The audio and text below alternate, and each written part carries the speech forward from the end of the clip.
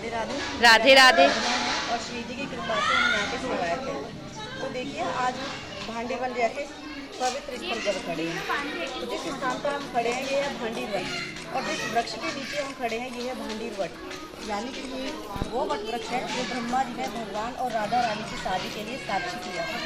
यही वट वृक्ष है जो भगवान के समय का है 5,500 साल पुराना। ये जो वट वृक्ष आप देख रहे हैं ये भगवान के समय में 15 किलोमीटर के एरिया में फैला हुआ था, और इतना विशाल था कि भगवान ग्वाल वालों तक जमुना मैया को आर पार किया करते थे इसकी शाखाओं पर चढ़कर।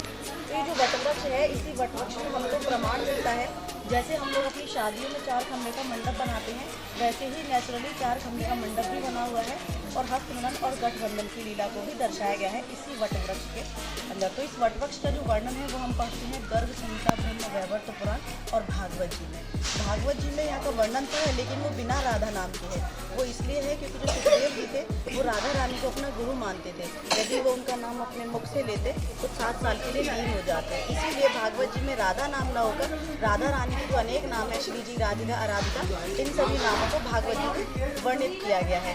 तो मेन जो सर्वप्रथम लीला है वो है भगवान की शादी वाली लीला, जो कि इसी भांडीर वन के वट वृक्ष के नीचे संपन्न की गई है ब्रह्मा जी द्वारा। तो ये जो वट वृक्ष आप देख रहे हैं इसी वट वृक्ष के नीचे नंद बाबा की 9 लाख गाय चरने के लिए आया करती थी। नंद बाबा अपनी गायों को चराने के लिए यहाँ पर लेकर आते थे।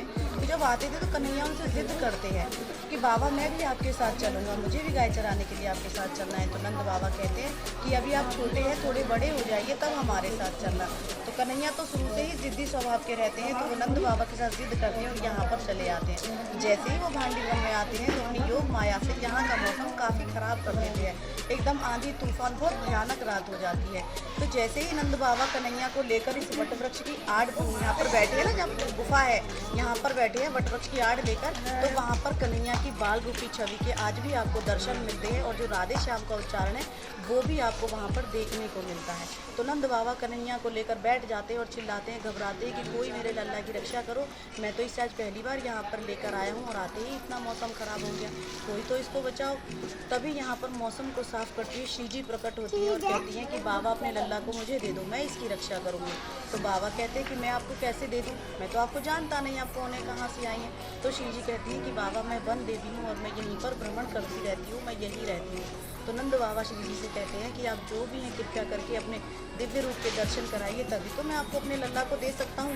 तो जैसे ही नंद बाबा को श्री जी ने अपने दिव्य रूप के दर्शन कराए हैं तो नंद बाबा को वो स्मृति हो जाती है जब गर्गाचार्य जी ने भगवान का नामकरण किया और कहा कि ये कोई साधारण बालक नहीं है, ये तो कोई परम पूज्य परमेश्वर बच्चा है, और भांडीर वन में राधा रानी के साथ ब्रह्मा जी द्वारा संपन्न है। तो जैसे ही यहाँ पर नंद बाबा को वो स्मृति हो जाती है तो नंद बाबा से श्री जी कन्हैया को लेती हैं और लेकर अपने हृदय से लगाती हैं। तो कन्हैया जो है वो अपनी 2.5 साल की अवस्था को छोड़कर 16 साल की अवस्था में प्रवेश कर जाते हैं, क्योंकि जब राधा रानी भांडी बनाए तब वो 16 साल की थी। तो श्री जी ने कन्हैया को अपनी उम्र का कर लिया, यानी कि दोनों की उम्र जो है वो बराबर हो गई है। तब उन दोनों ने इसी वटवृक्ष के नीचे ब्रह्मा जी का आह्वान किया।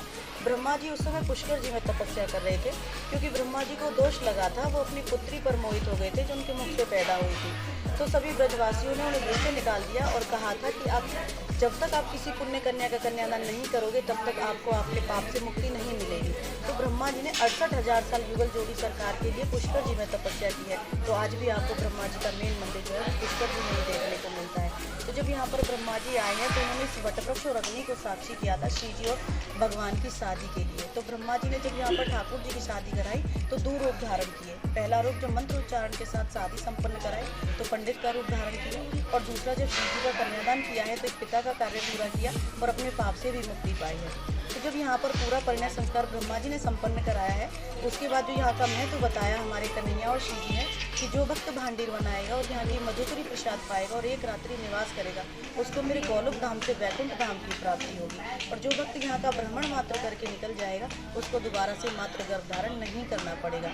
और जो जाने अनजाने हमारे पैरों से कीड़े मकोड़े मर जाते हैं, हमें पता नहीं चलता, उनसे मुक्ति मिल जाएगी। तो श्री जी कहते हैं कि इतना बड़ा वर्णन आप भांडीर वन का बता रहे हैं, लोग बाग बुरे से बुरा कर्म करेंगे और सर्वप्रथम भांडी बनाएंगे अपने पाप से मुक्ति पाने के लिए। और यही तो एक ऐसा स्थल है जहाँ पर हम दोनों मिलते हैं, हमारे नित्य निकुंज मिलने की क्रीड़ा स्थली यही है और आप इसी को विख्यात कर रहे हो। तो श्री ठाकुर जी कहते हैं कि ऐसा नहीं है, जो भक्त हमारी शादी में कुछ भी बनकर सम्मिलित होगा, कीड़ा मकोड़ा पत्ता इत्यादि, वो भक्त भांडीर बनाएगा। जो भक्त हमें मानता होगा, विश्वास करता होगा, भक्ति रखता होगा, वो भक्त भांडीर बनाएगा। जो 10 या 20 बार वृंदावन आकर चला जाएगा, वो भक्त भांडीर बनाएगा। और यहाँ पर आने के लिए कोई डायरेक्ट नहीं आएगा, किसी न किसी के माध्यम के द्वारा यहाँ पर आया जाएगा। तो भांडीर वन में आने के लिए माध्यम बहुत जरूरी है। तो हमारे श्री ठाकुर जी ने इसी भांडीर वन धाम को ही आपका गुप्त वृंदावन और मोक्ष धाम का नाम दिया है, यानी कि मोक्ष धाम और गुप्त वृंदावन भांडीर वन को ही बताया है। तो ये थी आपकी सर्वप्रथम लीला, जो कि इसी भांडीर वन के वट वृक्ष के नीचे की संपन्न की गई है ब्रह्मा जी द्वारा। दूसरी लीला है कन्हैया के बड़े भैया यानी कि बलराम जी की। बलराम जी ने यहाँ पर प्रलंबासुर का वध किया है। प्रलंबासुर जो कि ग्वाल के रूप में राक्षस आया था और वो राक्षस भक्त प्रहलाद के वंशज का था। भगवान ने वचन दिया था कि वो भक्त प्रहलाद के किसी वंशज को नहीं मारेंगे, इसीलिए कन्हैया ने न होकर उनके बड़े भैया यानी कि बलराम जी ने उसका यहाँ उद्धार किया है। तो यह भांडीर वन धाम में बलराम जी के दर्शन आपको काले बलराम जी शेषनाग अवतार में विराज दर्शन दे रहे हैं। ये थी आपकी दूसरी लीला। तीसरी लीला है भगवान की अग्निपान की लीला। अग्निपान की लीला भगवान की वो भी इसी वटवृक्ष के नीचे की लीला है। जब मुंजाट वन में आग लगी थी, भगवान ने अग्नि को पान किया था। अग्नि को 2 बार पान किया गया, एक बार दावानल कुंड में, दूसरा भांडीर वन धाम में। दावानल कुंड में दिन के समय किया है और भांडीर वन में रात्रि के समय अग्नि को पान किया है। आपकी तीसरी लीला थी। चौथी लीला है कन्हैया के त्रिवेणी कूप की लीला। भगवान को मारने के लिए कंस ने कई प्रकार के दैत्य भेजे, जिसमें से एक था बक्सासुर। बक्सासुर यहाँ पर गाय के बछड़े के रूप में आया और आकर सभी ग्वाल वालों को परेशान करने लगा। तो सभी ग्वाल वालों ने कहा कि कन्हैया ये तो बहुत परेशान कर रहा है, इसका कुछ निवारण करो, भगाओ इसे यहाँ पे। तो कन्हैया तो सब कुछ जानते थे, उन्होंने उसका उद्धार कर दिया, इनकी वध कर दिया। तो सभी ग्वाल वालों ने उन्हें गौ हत्यारे का दोष लगा दिया। तो कन्हैया कहते हैं कि मैंने तो किसी गाय के बछड़े को नहीं मारा, सिर्फ एक दैत्य का उद्धार किया है। तो कन्हैया ग्वालवाल कहते हैं कि नहीं, आपने बछड़े को नहीं, अपने दैत्य को नहीं, बछड़े को मारा है। तो कन्हैया कहते हैं कि यदि मैंने पाप किया है और आपकी नज़र में मैं दोषी हूँ, तो इसका निवारण भी आपके पास होगा, बताइए मुझे क्या करना होगा। तब सभी ग्वालवालों ने कहा कि सारे तीर्थों को बुलाकर उसमें स्नान करके पवित्र होकर हमें दिखाओ।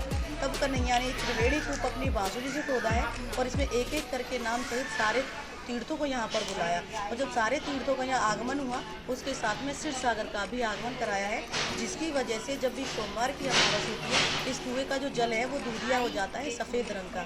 तो कन्हैया कहते हैं ग्वाल वालों से कि मैंने तो अपने पाप से मुक्ति पाई, अब आप लोग भी तो करो। तो सभी ग्वाल वाल कहते हैं हम क्यों करें, हमने थोड़ी ना किसी को मारा है। तो कन्हैया कहते हैं कि आपने मारा नहीं है, आप देखने और बताने के दोषी हैं। यदि मैं मार रहा था तो आप मुझे रोक भी सकते थे, आपने रोका क्यों नहीं। अब आप करो अपने पाप का निवारण। तो कभी ग्वालवाल कहते हैं कि हम कैसे करें, हम तो साधारण मनुष्य हैं और आप तो अंतर्यामी थे, तो आपने तो किया। तो कहते हैं कन्हैया कि जो कार्य मैंने किया है वही आप करिए। मैंने कुएं पर स्नान किया है और मेरे स्नान का जो जल है वो साइडों में जा रहा है, नीचे गिर रहा है, वहाँ पर आप स्नान करिए।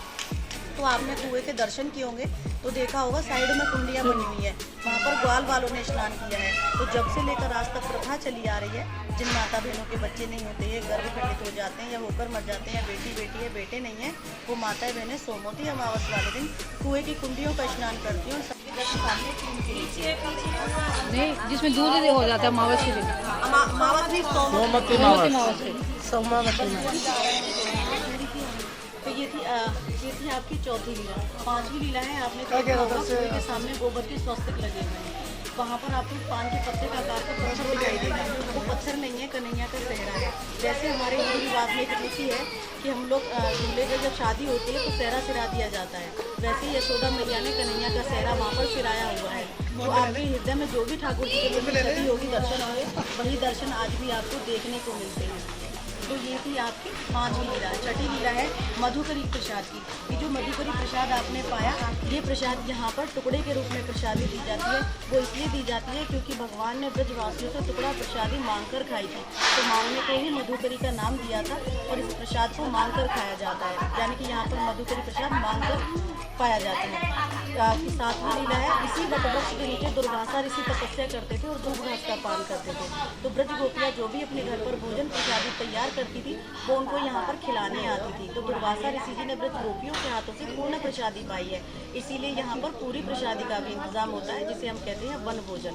8वीं लीला है आपकी भगवान और राधा रानी के बीच में मल्ल क्रीड़ा हुई, जिसमें शर्त ये रखी गई कि जो जीतेगा वो अपने भक्तों को भंडारा देगा। जीती तो श्री जी थी, लेकिन भगवान जो है वो छल करके जीते थे। तो जब भगवान ने अपने ग्वाल वालों को सखाओं को भंडारा दिया, उसी भंडारे के आधार पर इस गाँव का नाम भी भांडीरवन रखा गया। तो यहाँ पर भंडारे इत्यादि का भी विशेष महत्व है। जो भक्त सक्षम होते हैं वो यहाँ भंडारे कराते हैं, और जो सक्षम नहीं होते वो अपने सामर्थ्य के अनुसार यहाँ पर सेवा दे जाते हैं, जो कि नित्य प्रतिदिन चलने वाले इस मधुकरी भंडारे में उनका सहयोग लगा दिया जाता है। तो ये थी आपकी मधुकरी प्रसाद की लीला, जिसका वर्णन आपको आदि वारा पुराण में मिलेगा। यदि आपको भांडीरवन धाम की मधुकरी प्रसाद का आनंद लेना है, यहाँ पर आपको आना है, तो आप हमारा नंबर नोट कीजिए 7454806517। हमारा दूसरा नंबर है 8954947135। ये हमारा नंबर है। आप इस नंबर पर संपर्क करके हमसे मिल सकते हैं और भांडीरवन धाम की मधुकरी का आनंद ले सकते हैं। मेरा नाम वंदना है, हम यहाँ के सेवायत हैं। राधे राधे। राधे राधे। बोल राधा रानी की जय। आपके हमें फेसबुक पे भी देखिए, आप ही ने डाली हुई है ना। हम लोग भांडीरवन आए थे और यहाँ पर वंदना दीदी से मिले हैं आज हम लोग यहाँ पर, और इन्होंने सारी लीलाओं का बहुत अच्छे से वर्णन किया, हमें बताया। और यहाँ पर ये लोग मधुकरी प्रसाद का सब प्रसाद देते हैं, तो देखिए आज हमने उसका भी आनंद लिया है।